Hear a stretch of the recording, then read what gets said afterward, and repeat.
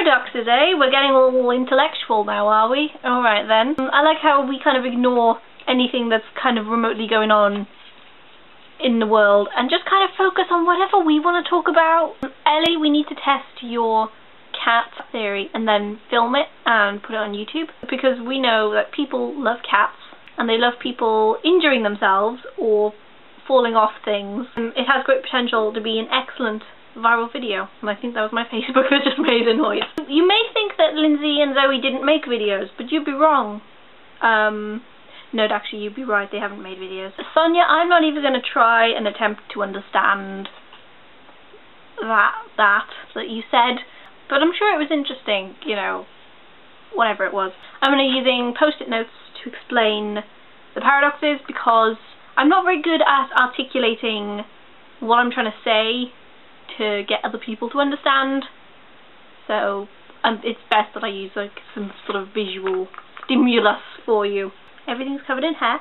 That is disgusting. And the first one is kind of to do with Sonia's, because I was watching this program on Infinity the other day, and it was interesting, but because I'm a massive nerd. There was a paradox on there to do with numbers, which I thought Sonia might appreciate since she seems to like them. So you get a number line like this.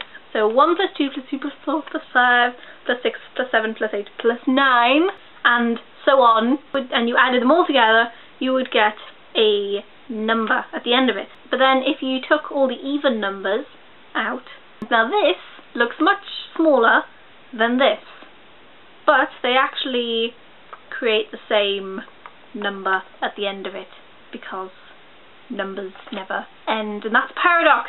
Yeah!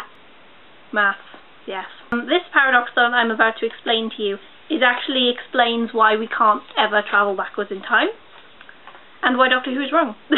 If we ever created some sort of time travelling device, we could travel forwards in time, like perfectly easy, but we could never travel backwards in time. We could only ever go forwards, because when you go back in time and you do stuff in the past, it creates paradoxes, and it's not good, basically. Bad stuff happens. So yeah. Imagine that this is you, and imagine that bald stickman you created a portal, which is that thing there, that's the portal, to travel backwards in time. Don't worry, stick with me here, it gets better. There's you, again, there's the portal, and you set the portal to 5 minutes in the past. So this is past you. Then you got a gun, that's the gun, by there, that thing. I've labelled it in case you couldn't see what it was. And then you shot through the portal, and then you shot yourself 5 minutes in the past. So that's you with a gun in the present. It's you 5 minutes ago, dead.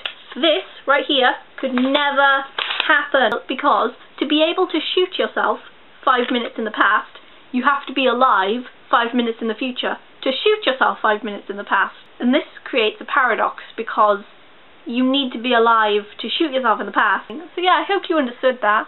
I think it was fairly decently explained.